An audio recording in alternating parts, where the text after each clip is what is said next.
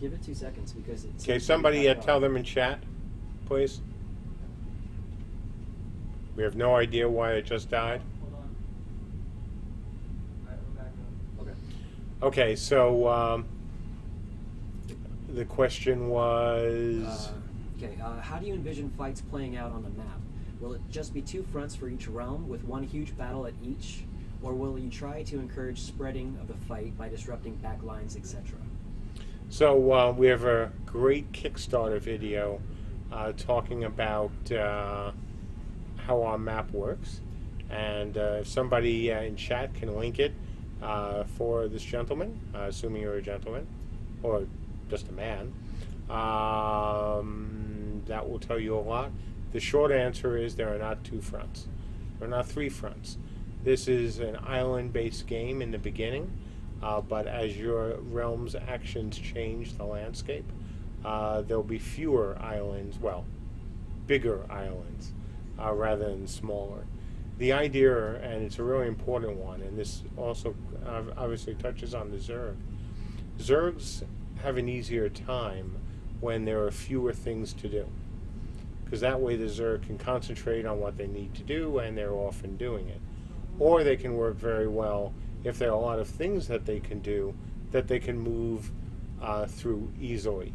So you get obviously the rotating Zergs, right, where they never intersect, and that won't be the case in this game either way. There'll be lots of things to do, but it won't be fast. We'll be putting in some things that will make it a bit tougher on the Zergs. We've said that right from the beginning. On the other hand, it will certainly be possible to Zerg. We can't stop you, but we're not going to make it easy on you. We're going to do things design-wise, as we've talked about, whether it's abilities, whether it's map design, whether it's travel time, whether it's death, that will hopefully show you folks that Zerging isn't the optimal way not only to level, but to have fun. And if that's the case, then most people will avoid Zerging. So hopefully that answered the question.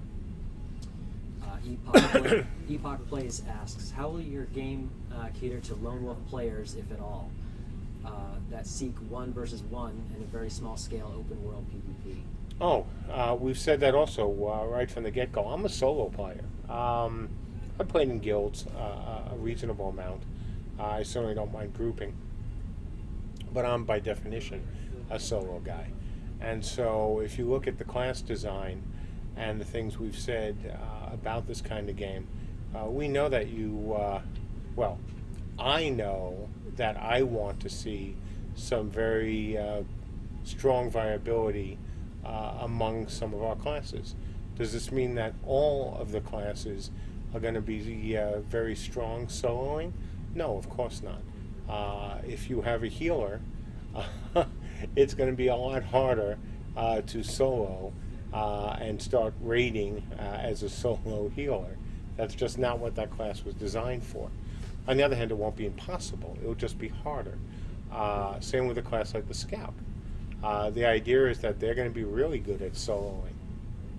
Can they still be effective in groups? Absolutely. But they'll shine as a solo player.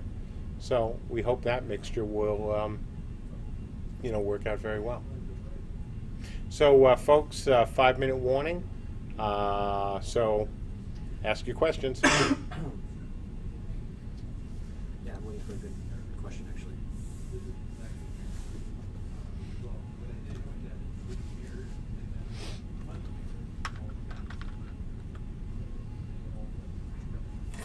A little bit more clarification on the programmer. They feel like someone was fired. Oh, God, no. It was just No. You remember, I assume that's what you were asking about. We talked about 2 or 3 weeks ago that we were interviewing another programmer. That's who I was referring to. No one's been fired. Everyone is still here, thankfully. Even Garrett's still here. So Garrett, the intern, his time to go back to school. But no, God, no. No one's been fired. That was just somebody else that, again, I had been asked if we had any other programmers that we were looking to hire for the studio going forward, and I had mentioned, yep, we're interviewing somebody who's working his way through the process. That's all. Haven't lost anybody. Ludwig asks, you mentioned improvements about dropping objects into the game. Does this mean that we might have fully functional tables and shelves for our houses? Oh God, of course, yeah.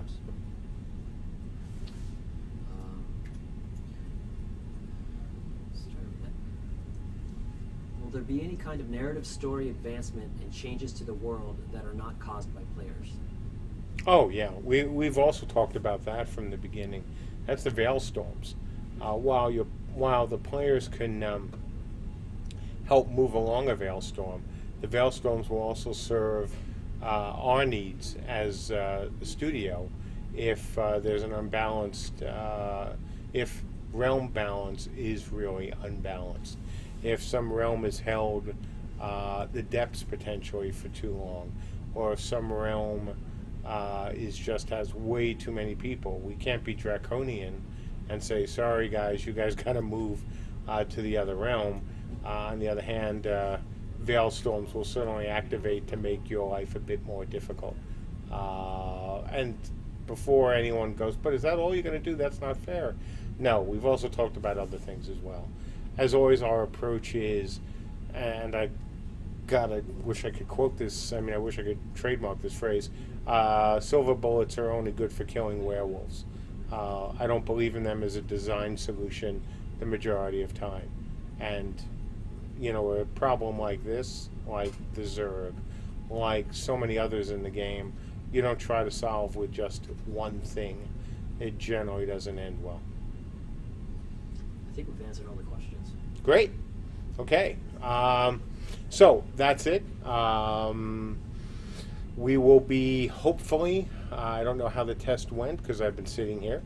I'll find out shortly how the impromptu IT and alpha test went. If it went well, then we will open it up for all the alphas and IT for the weekend at a minimum. If it went somewhat well, then definitely just alpha and IT. If it went brilliantly, we'll bring in you beta 1 folks. Hopefully it went brilliantly, but you know, memory leaks and crashes when you're writing a multi-threaded game are difficult to find. They're challenging, they take time. If we knocked everything out, fantastic. That would be great. But they are difficult things to solve.